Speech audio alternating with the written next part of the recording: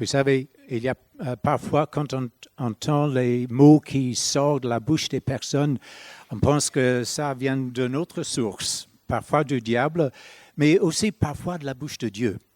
Et quand cette femme a dit « Surtout, ne vous taisez pas », alors je crois que ça, c'est une parole puissante et c'est une parole pour nous tous. Nous avons une bonne nouvelle à annoncer. Surtout, ne vous taisez pas. Et quand j'ai prêché cette fois, ça faisait 45 ans depuis que j'avais prêché dans le plein air en France. Et je me suis tu dans le plein air et parce que j'ai pensé que ce n'était pas mon don, ce n'était pas pour moi. Mais depuis cette tournée, il y a quelque chose qui est libéré en moi. Et je crois qu'il faut continuer à cela.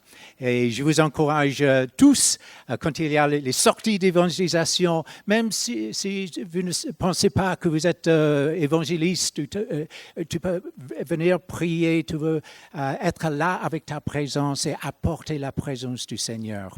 Alors, c'est important. Alors, je veux parler un peu ce matin du chauffard et du retour de Jésus. J'ai reçu une nouvelle appréciation du chauffard pendant cette tournée. Et je me suis rendu compte que le chauffard libère le son du ciel sur la terre. Et ça fait quelque chose de très important. Le chauffard éveille l'âme. Je me rappelle quand on était à Tarbes, quand on a sonné le chauffard, il y avait un café à 40-50 mètres et toutes les personnes qui étaient dehors, qui buvaient tout ça. Et dès qu'on a sonné le chauffard, toutes les têtes sont tournées. Et ils sont restés là pendant que j'ai prêché la parole. Et puis après, un monsieur est venu m'aborder aussi pour parler parce qu'il voulait comprendre la Bible et il a permis que j'ai prié avec lui. Alors, le chauffard tire l'attention des gens à ce niveau humain, mais sur le plan spirituel, le chauffard éveille l'âme. Et aussi, contre l'ennemi, le chauffard sème la confusion dans le camp de l'ennemi. Et aussi dans les cieux, je crois que le chauffard ouvre les cieux afin que Dieu entende nos voix. Et les Juifs croyaient que le chauffard ouvre les cieux pour recevoir ceux qui étaient morts et pour être ressuscités au retour du Seigneur. Alors le chauffard est un instrument important. Dans la Bible, on voit que c'était employé pour le couronnement d'un roi, le roi Salomon. C'était employé pour une alarme ou avertissement. Joël 2, verset 1. Sonnez de la trompette dans Sion, faites-la retentir sur ma montagne sainte, que tous les habitants du pays tremblent, car le jour de l'Éternel vient. Il est proche. Donc, c'est un avertissement pour le peuple de Dieu. Sonner de la trompette dans Sion. C'est aussi pour le monde, mais c'est pour nous aussi. Osée 8, embouche la trompette. L'ennemi fond comme un aigle sur la maison de l'Éternel, parce qu'ils ont violé mon alliance et se sont révoltés contre ma loi. Alors, c'était un avertissement. Mais aussi pour les camps des Israélites, quand il fallait rassembler les gens, on sonnait de la trompette. Si on voulait rassembler que les leaders, c'était une fois, on sonnait du chauffard, mais si c'était tout le monde, toute l'assemblée, on sonnait 2 fois. Donc, c'était pour rassembler les personnes. C'était aussi sonné quand on allait dans le combat. Josée 6, versets 4 et 5, Dieu a donné les instructions. 7 prêtres porteront 7 trompettes retentissantes devant l'arche. Le 7e jour, vous ferez 7 fois le tour de la ville et les prêtres sonneront de la trompette. Quand ils sonneront de la corne retentissante, quand vous entendrez le son de la trompette, donc c'est un signal pour activer le peuple. Quand vous entendrez le son de la trompette, tout le peuple poussera de grands cris. Alors la muraille de la ville s'écroulera et le peuple montera à l'attaque, chacun devant soi. Donc, le peuple de Jéricho était dans la peur, dans la crainte, et il y avait la confusion dans le camp de l'ennemi. Aussi, Gédéon, quand il a pris 300 hommes contre des milliers de Madian qui étaient là pour lutter contre Israël, il a pris 300 hommes avec une cruche, avec une torche dans la main gauche et une trompette, un chauffard à la main droite pour aller dans la guerre. Ils n'avaient pas d'épée, mais lorsqu'ils ont sonné du chauffard, Dieu a semé la confusion dans le camp de l'ennemi et eux, ils ont pris leur épée pour se tuer les uns les autres. Alors, ça sème la peur, la confusion dans le camp de l'ennemi. Alors, c'est vraiment une arme de combat, le chauffard. C'était aussi employé pour la célébration et la louange joyeuse. 1 Chronique 13, verset 8. David et tout Israël dansaient de toute leur force devant Dieu, en chantant et en jouant de la harpe, du luth, du tambourin, des cymbales et de la trompette. Donc, c'est un instrument pour louer le Seigneur, pour élever son nom. Et on voit dans l'Ancien Testament et aussi dans le Nouveau Testament, il y a la trompette de Dieu. Exode 19, versets 16 à 19, lorsque Dieu allait arriver au mont Sinaï pour donner la loi, il est dit le matin du 3e jour, il y eut des coups de tonnerre, des éclairs et une épaisse nuée sur la montagne. Le son de la trompette retentit fortement et tout le peuple qui était dans le camp fut épouvanté. Moïse fit sortir le peuple du camp pour aller à la rencontre de Dieu. Ils se placèrent au bas de la montagne. Le mont Sinaï était tout enfumé parce que l'Éternel y était descendu au milieu du feu. Cette fumée s'élevait comme la fumée d'une fournaise et toute la montagne tremblait avec violence. Le son de la trompette retentissait de plus en plus fortement. Moïse parlait et Dieu lui répondait à haute voix. Donc, la trompette de Dieu qui était sonnée et qui devenait de plus en plus fort, ça a rendu le peuple épouvanté, dans la terreur, dans la peur. Même Moïse a tremblé avec la crainte dans cette situation. Alors, ça, c'est quand Dieu est descendu sur le mont Sinaï. Et Jésus va revenir. Et il y aura le son de la trompette pour son retour. Aussi pour les Juifs, il y avait la fête des trompettes. C'était la première des fêtes de l'automne, le premier jour du 7e mois, Rosh Hashanah, donc le nouvel an civil, Yom Teruah. Et Jésus est mort, ressuscité, et il est ascendu, il est monté au ciel et il a déversé le Saint-Esprit aux 3 fêtes des printemps. Donc la Pâque et les prémices et la Pentecôte. Alors ce que Jésus a fait, ça correspondait à ces fêtes juives. Et Asher Tratter de Revive Israel, il a dit que ça semble bibliquement logique que les événements des derniers temps auront lieu pendant les fêtes de l'automne. Donc, trompette, expiation et tabernacle. Donc, le retour de Jésus, la tribulation, le millénium et les choses de la fin. On ne sait pas le jour, on ne sait pas l'heure quand Jésus va revenir, mais il se peut bien qu'on connaisse la saison. Donc, l'automne, la fête des trompettes, si Asher Tratter et autres ont raison dans cela. Certainement, la trompette signale le temps de la fin. Et le retour de Jésus y est central.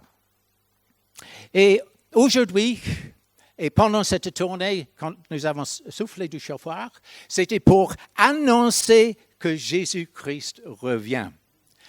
Alors, on veut annoncer ça à l'Église ici ce matin. Jésus-Christ revient. Il l'a promis lui-même En Jean 14, il a dit, « Je vais vous préparer une place. Je reviendrai et je vous prendrai avec moi, afin que là où je suis, vous y soyez aussi. » Alors Jésus a promis d'aller nous préparer une place et de revenir pour nous prendre, pour être avec lui pour toujours. Alors ça, c'est notre espérance et c'est une bonne nouvelle. Lorsque Jésus est monté au ciel, en Actes chapitre 1, les anges ont annoncé son retour aussi. Versets 9 à 11. Après avoir dit cela, il fut élevé pendant qu'ils le regardaient. Et une nuée le déroba à leurs yeux. Alors, on ne sait pas si c'était une nuée naturelle ou la nuée de gloire. Si c'était en Irlande, ça aurait peut-être été une nuée de vapeur d'eau et tout ça. Mais en Israël, à cette époque de l'année, je ne sais pas qu'il y a beaucoup de nuages, mais c'était peut-être la nuée de la gloire. Parce que Jésus avait prié que Dieu lui glorifiait encore avec la gloire qu'il avait avec lui avant la fondation du monde. Donc, de toute façon, une nuée le déroba à leurs yeux. Et comme ils avaient les regards fixés vers le ciel pendant qu'ils s'en allaient, voici 2 hommes vêtus de blanc leur apparurent et dirent, « Hommes galiléens, pourquoi vous arrêtez-vous à regarder du ciel? Ce Jésus qui a été enlevé au ciel du milieu de vous reviendra de la même manière que vous l'avez vu aller au ciel. » Il reviendra avec puissance, avec gloire, il reviendra dans une nuée comme il est parti. Et Paul donne un peu plus de détails en 1 Thessaloniciens. Alors, je vais lire pas mal d'écritures ce matin, parce que c'est là qu'on a la vérité. Et j'ai découvert dans ces dernières années qu'il y a beaucoup de chrétiens qui ne lisent pas la Bible régulièrement dans leur vie. Alors, la Bible même nous dit de donner attention à la lecture de la Bible. Alors, je fais attention ce matin pour donner la lecture de la Bible avec un peu de commentaires, pas trop. Alors, 1 Thessaloniciens 4. « Nous ne voulons pas, frères et sœurs, que vous soyez dans l'ignorance au sujet de ceux qui sont morts, afin que vous ne soyez pas dans la tristesse comme les autres, qui n'ont pas d'espérance.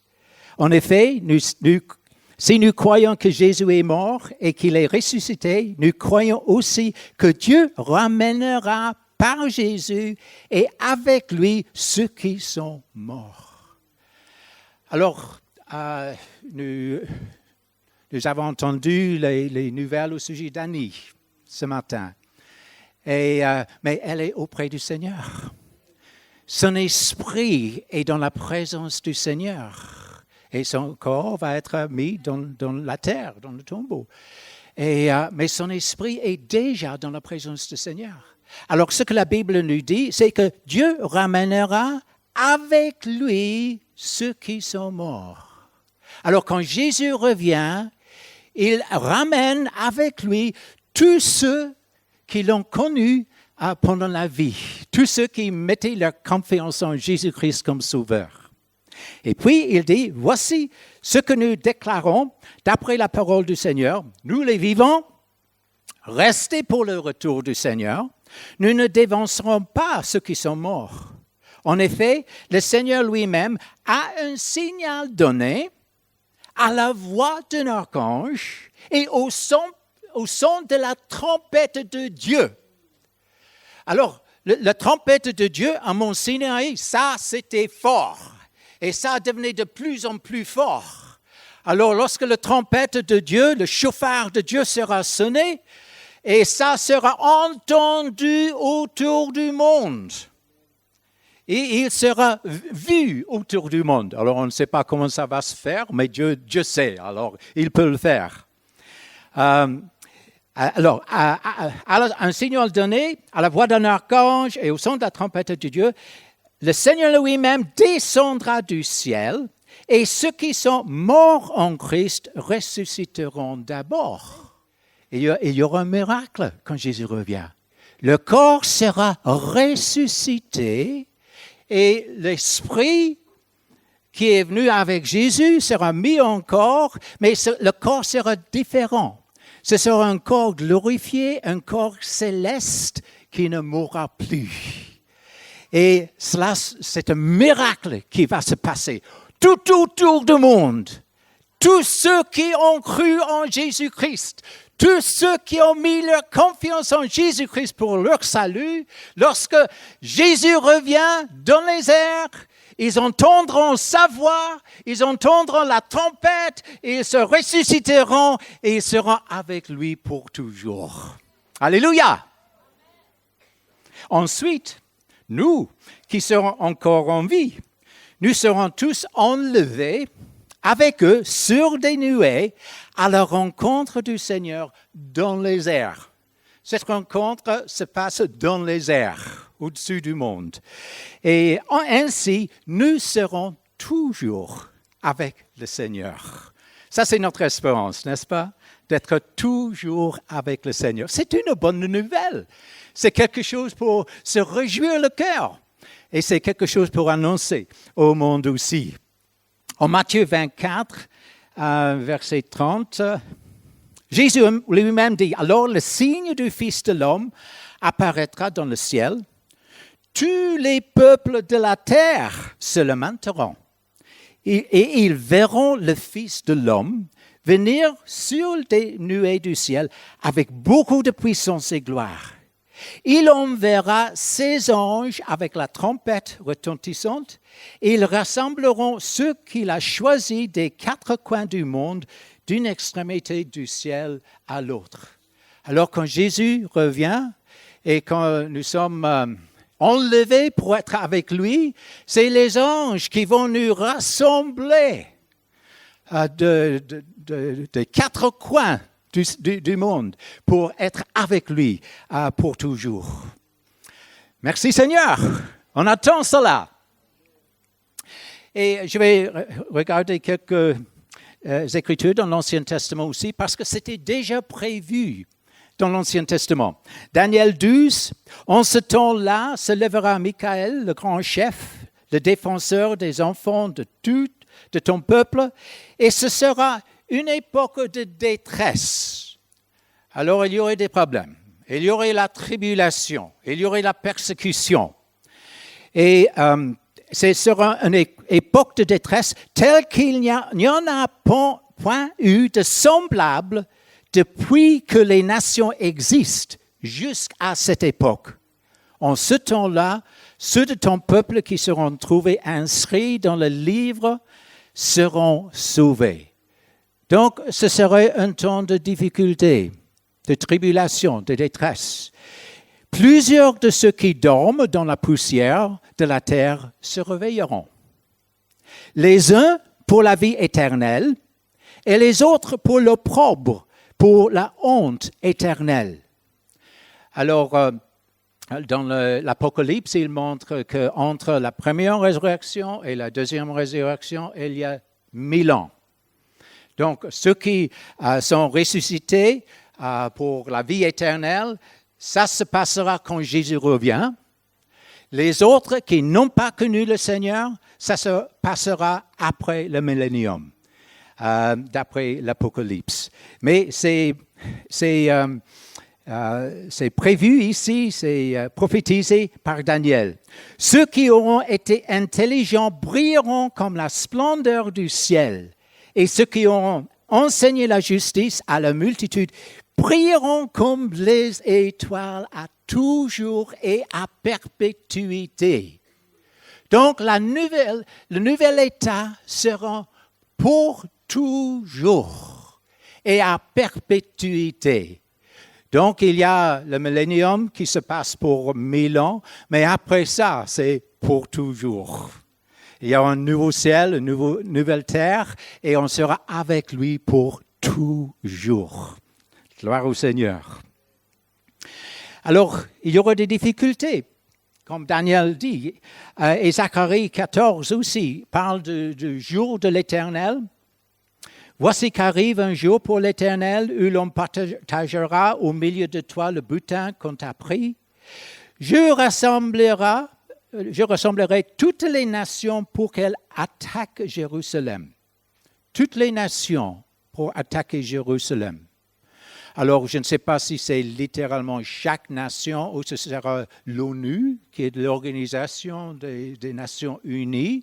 Mais de toute façon, il y aura une situation au Moyen-Orient qui va arriver. Et Dieu est derrière cela. Je rassemblerai toutes les nations pour qu'elles attaquent Jérusalem. La ville sera prise. Les maisons seront pillées et les femmes violées. La moitié de la ville partira en exil, mais le reste du peuple ne sera pas éliminé de la ville.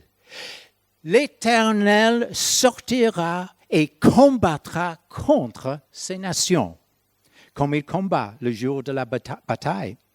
Ses pieds se poseront ce jour-là sur le mont des Oliviers qui est vis-à-vis de Jérusalem, de côté est. Alors c'est précis où Jésus va revenir. Il va revenir de là où il est parti. On était là le mois dernier, plusieurs d'entre nous. Et on a vu sur le mont des Oliviers, il y avait beaucoup de tombeaux parce que les Juifs voulaient être prêts à l'endroit où l'Éternel viendra. C'était bien de savoir que déjà, ils attendaient la résurrection des morts quand l'Éternel viendrait. Mais Jésus reviendra au même endroit et les monts des Oliviers se fondra par le milieu, d'est en ouest, et une très grande vallée se formera. Une moitié de la montagne reculera vers le nord et une moitié vers le sud. Vous fuirez alors la vallée des montagnes, car la vallée des montagnes s'étendra jusqu'à Hatzel. Vous fuirez comme vous avez fui devant le tremblement de terre lors du règne d'Oséas sur Juda. L'Éternel, mon Dieu, viendra avec tous les saints. Alors le mot là pour saint, c'est Kodoshim. Ça peut être les saints anges ou les esprits justes. De toute façon, tous vont venir. Quand l'Éternel vient, il vient avec tous ceux qui croient en lui et il vient avec tous ces anges saints. Alors ça serait spectaculaire quand l'armée céleste vient avec lui à Jérusalem. Et ce jour-là, il n'y aura pas de lumière, ni froid, ni de glace. Ce sera un jour unique connu de l'Éternel et qui ne sera ni jour ni nuit, mais vers le soir, il y aura de la lumière. Ce jour-là, de l'eau vive sortira de Jérusalem et coulera, une moitié vers la mer Morte, l'autre moitié vers la Méditerranée. Ce sera le cas été et hiver. L'Éternel sera roi de toute la terre. Alors quand Jésus revient, il va établir son royaume à Jérusalem. Donc ça sera le quartier général du royaume de Dieu sur la terre pendant le millénium. Ce jour-là, l'Éternel sera le seul Éternel et son nom sera le seul nom. Et verset 11, on y habitera et il n'y aura plus de menace de destruction. Jérusalem sera en sécurité. Donc, Jésus revient dans les airs, puis il revient sur la terre. Alors, il y a des avis différents s'il vient tout de suite, en même temps, sur la terre, ou s'il y a un espace. Il y en a qui pensent qu'il y a 7 ans. Entre ces temps-là et pendant ces 7 ans, il y a le noce d'agneau au ciel et il y a la tribulation sur terre. Et dans ce cas-là, s'il y a l'enlèvement avant la tribulation, les saints ne passeront pas par la tribulation. Mais il me semble quand même que la Bible parle beaucoup de la tribulation pour le peuple de Dieu. Alors, il me semble, et je peux avoir tort en cela, que Jésus revient premièrement dans les airs et puis tout de suite sur la terre après, avec les anges et ceux qui sont ressuscités.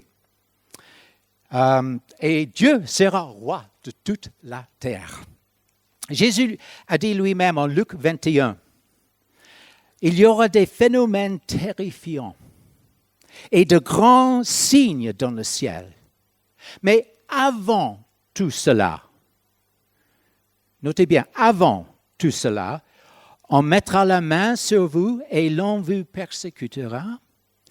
On vous livrera aux synagogues, on vous jettera en prison, ou on vous traînera devant les rois, devant les gouverneurs à cause de mon nom. Cela vous donnera une occasion de témoignage. Mettez-vous donc dans l'esprit de ne pas préparer votre défense, car je vous donnerai des paroles et une sagesse telle qu'aucun de vos adversaires ne pourra s'y opposer ni les contredire. Vous serez trahis, même par vos parents, par vos frères, par vos proches et par vos amis. Et l'on fera mourir plusieurs d'entre vous. Vous serez détestés de tous à cause de mon nom. Mais pas un seul cheveu de votre tête ne sera perdu. Par votre persévérance, vous sauverez votre âme. Alors, Jésus nous dit, on sera trahi, il y en a qui seront mis à mort, on sera persécuté, on sera haï. Non. Donc, c'est ceux qui croient en Jésus. Il y en a qui pensent que ça, c'est que les Juifs, mais c'est ceux qui croient en Jésus. Et déjà, on voit partout dans le monde, dans beaucoup de pays, il y a de plus en plus la persécution pour les chrétiens. Dans le Nigeria, en Chine, en beaucoup de pays, il y a de plus en plus la persécution. Et je crois que ça va venir d'une forme ou d'une autre dans les pays occidentaux aussi. Déjà, c'est difficile pour ceux qui tiennent à la parole de Dieu de pouvoir parler librement de ce qu'ils pensent. Il y a vraiment une attaque de la part de ceux qui vont faire avancer l'idéologie de genre et toutes les choses associées avec cela, et qui ne permet pas la liberté de parler librement autre que ce qu'eux ils veulent dire. Et je connais une organisation en ce moment qui lutte contre cette idéologie à l'ONU et pour les écoles et dans certains pays. Mais ils ont subi dernièrement une attaque cyber contre leur site pour les empêcher de parler. Il y a des persécutions, des difficultés. Et je ne sais pas si vous suivez dans le monde de rugby l'histoire d'Israël Folau en Australie. Quand il a cité un verset de la Bible au sujet de l'homosexualité, il a perdu son emploi avec l'équipe de l'Australie, avec son club aussi. Et maintenant, en Australie, il y a un grand débat. Ou est-ce qu'ils vont continuer à permettre la liberté, la libre expression, ou est-ce que ça ne sera plus possible que ceux qui ont les bonnes positions des libéraux et tout ça. Alors ça va devenir de plus en plus difficile. On sera haï à cause de son nom. Alors il faut se préparer pour cela. Il y aura des signes dans le soleil, dans la lune, dans les étoiles et sur la terre. Les nations seront dans l'angoisse. On voit ça arriver aussi, épouvantées. Et alors, on verra le Fils de l'homme venir sur une nuée avec beaucoup de puissance et de gloire. Quand ces événements commenceront à se produire. Redressez-vous et relevez la tête, parce que votre délivrance est proche. Et Jésus a dit, faites bien attention à vous-même, de peur que votre cœur ne devienne insensible au milieu des excès du manger et du boire et des soucis de la vie, et que ce jour ne fonde sur vous à l'improviste. Alors Jésus nous a avertis qu'il faut se mettre en attention. Il y a le danger que notre cœur devienne insensible à la voix de Dieu. Et qu'on ne vit pas dans la réalité de ce que Dieu dit dans sa parole. Que les choses de ce monde prennent trop de place dans nos vies. L'excès de manger, de boire, les divertissements et tout cela. Et ça m'attriste quand je vois des chrétiens qui passent trop de temps devant la télé, à voir des séries qui ne sont que de l'immoralité, l'adultère, le meurtre et tout cela. Et on passe du temps et on remplit sa tête avec ces choses-là. Pour moi, ça nous rend insensibles à la réalité, aux réalités spirituelles. Alors Jésus nous dit d'éveiller, de se mettre en garde. Et je crois que Dieu est en train de nous éveiller. Mais c'est aussi notre responsabilité de rester éveillés. Finalement, je veux lire quelques versets de Romains 13. Cela est d'autant plus important que vous savez quel temps nous vivons. C'est l'heure de vous réveiller enfin du sommeil, car maintenant le salut est plus près de nous qu'au moment où nous avons cru. La nuit est bien avancée, le jour approche. Débarrassons-nous donc des œuvres des ténèbres et revêtons les armes de la lumière. Conduisons-nous honnêtement, comme en plein jour, sans orgie ni ivrognerie, sans immoralité ni débauche, ni dispute, ni jalousie, mais revêtez-vous du Seigneur Jésus-Christ et ne vous préoccupez pas de votre propre nature, de la chair, pour satisfaire ses convoitises. Je crois qu'il y a une parole sérieuse. Que nous soyons éveillés. Il y a des choses qu'il faut nous débarrasser. Les œuvres de ténèbres. Les choses qui font plaisir à la chair, mais qui n'avancent pas le royaume de Dieu. Il y a des choses à nous débarrasser, des choses à revêtir. Revêtir le Seigneur Jésus-Christ. Revêtons-nous de sa parole et soyons prêts pour son retour. À la fin, en Apocalypse 22, quand Jésus dit « Je reviens bientôt », l'Esprit et l'épouse disent « Viens ». Amen, viens Seigneur Jésus. Et puis il dit que celui qui est sanctifié se sanctifie encore. C'est le moment, c'est le temps de nous mettre à part pour le Seigneur Jésus-Christ. De nous mettre à part pour être prêts pour son retour. Parce qu'on va passer l'éternité avec lui.